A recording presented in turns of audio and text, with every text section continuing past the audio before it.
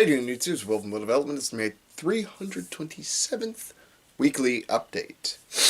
A little bit late today. I'm pretty sure I'll still get it up today, but gonna be a late one. Had a lot of stuff going on. It's Christmas, so running around this way and that way, finishing up some stone stuff, and still managed to make it to the gym for my absolute worst training session this week for a lot of reasons. But I'm relatively injury-free, so we'll call it a win. Let's just dive right into how the week went. So let's see. Was sets of 8s on squats for Monday. Worked up to 255 for 3 sets of 8. That was a rough one. And as you may recall, this is all high bar ass to grass squats, so those were pretty rough. Honestly, right up until rep 5 or 6 on each set was pretty rough. Dread lifts, just worked up to some singles at 405. Was pretty beat up and tired, and it wasn't really supposed to be a heavy day, and honestly I didn't feel like doing sets of 6 on deadlift. Back was feeling a little bit touchy. Luckily it's not my normal back pain, it was like just overall lower back sort of soreness was the feeling, which I can deal with, but I figured I better not stress it. Did do some stone extensions, supersetted with sandbag over the shoulders.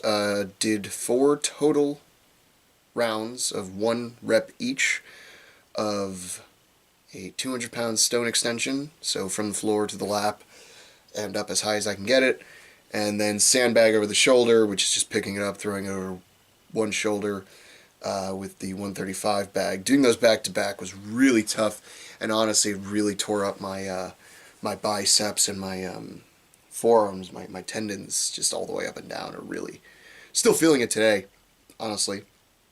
And it affected my push pressing just a little bit. Hurt to get into the rack position. Still managed to do 1 set of 10 with 165, which is definitely a PR for me. Now that was push press, and I did do 1 jerk with 175, which was really, really cool to be able to jerk with that weight. Getting a lot better with the takeoff from the rack position on push pressing and jerks. And then did basically just volume, as many reps as possible, for a total of 24 reps with 125 pounds. First set, managed to do 12 in a row. Then I did 6, 18, 19, 20, 21, 3, and then 3.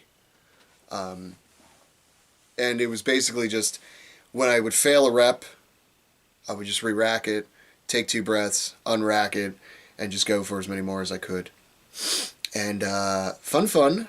After that, I had some more accessories planned, but I had just finished my pressing block for the comp in February, which I'll be pressing a 150, and this was a 150 block, and I did 3 total singles with it. Still trying to get the hang of it. And it's one of those things where this block is more than likely going to be bigger than the one I'll actually be pressing at the comp. So I'm not necessarily trying to get 100% used to the overall feeling or the exact feeling of this block, but just the overall feeling of pressing a block, because it is a slightly different movement. It's very similar to a log press in that the center of balance is a little further away from your body, but with a block the size that the one I'm using, it's very challenging, and you basically have no choice but to do a layback press. And I managed to do 3 total singles with it, which I felt pretty good about, honestly. They weren't even hard, it was just more of a technique thing. So I want to get the technique of a block press down just a bit better, and then go from there. And then Thursday was the heavy day for squats and deadlifts, sets of 4. And I really wanted to do 315 on squats for 2 sets of 4. And the first set went pretty okay. On rep 4, it was definitely a grinder, but it was still good. On the second set, first rep was okay. Second rep, I cut it right at parallel, and I did that for number 3 and 4 because I was just beat. I was done. On squats, anyway. Went on to do deadlifts and did one set of 4 with 405, which is, I believe, a PR. The most I've ever done was 3 with that weight. So pulled that for 4. Really rough, especially after the squats. And then finished it off with some bear squats with 285, 15 reps, just as a good burnout, and definitely felt that in my legs. And then today was the overall worst training day. Not only did benching not go how I wanted it to, which, to be fair, I was in there in the morning on an empty stomach, and, excuses, but I felt a little kind of weak.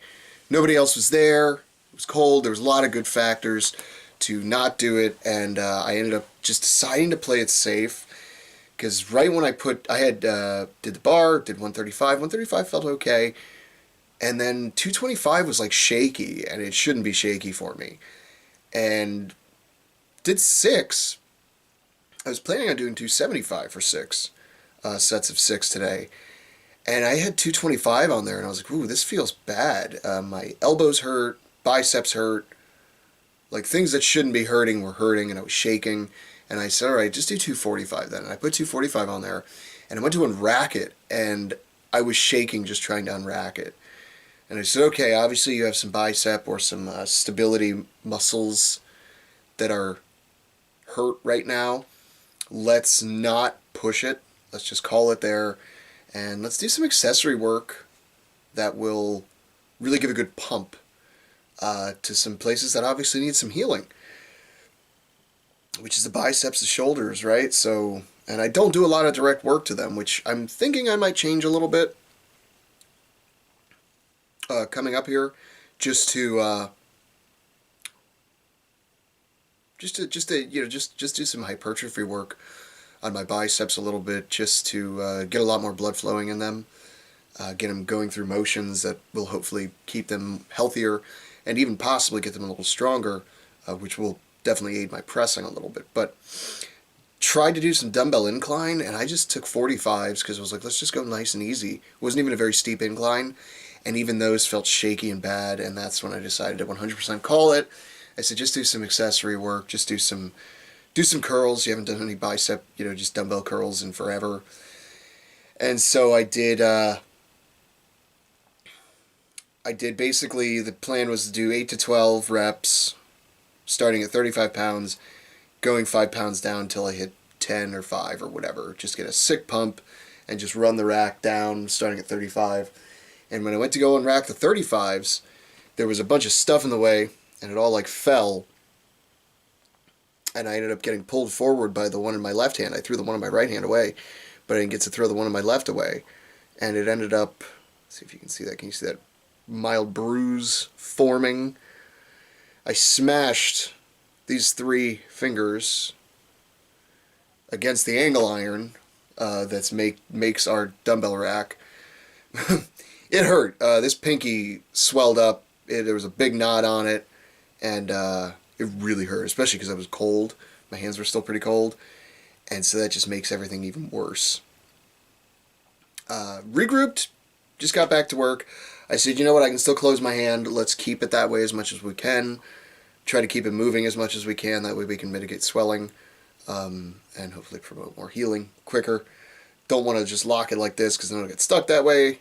Don't really want to lock that way either. But got to it and I did it. And then I did some low cable drag curls, which those are a lot of fun. And because I didn't want to use my hands too much, I actually took some of our straps and just strapped them to my wrists and just did the drag curls that way.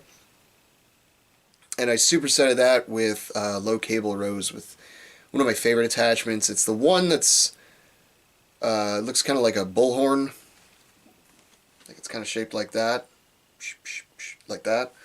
I really like that one. I'm not a big fan of the mid grip because it's just so small. I've realized over the years it really doesn't activate what I want it to activate. And the bullnose one is wider, which gives me a greater range of motion. I can actually get my hands all the way, back, my elbows behind my back. And I feel it in my rear delts like I did with the sort of narrow handle. but I also feel it on my back too. So just did that, supersetted that. Oh, I was supersetting the bench with tempo pull-ups too. Explosive up, hold it for like a second, and then a 2 count to go down for sets of for 6 reps too. Yeah, so it was a rough day. Hand still works. I'm not injured, I don't think, but it's definitely kind of tender. If there's like pressure on it, like that doesn't really hurt right there to push on it like that, but like squeezing it like that hurts. So I'm just trying to move it as much as I can and see if I can keep it from swelling up too much, because I'd like to be able to still be able to close my hand. Be helpful. Don't want to even think about doing stones on Monday with that, but we'll see what happens. I'll keep everybody posted and updated, right? So that's about it this week. If you hit your hand and you get a major bruise and it's not actually broken, just keep moving it as much as you can to keep blood flowing in it, because blood flow is what heals things, and movement is what causes blood flow, other than your heart. So if you're not moving and not having a Merry Christmas, then what's your excuse?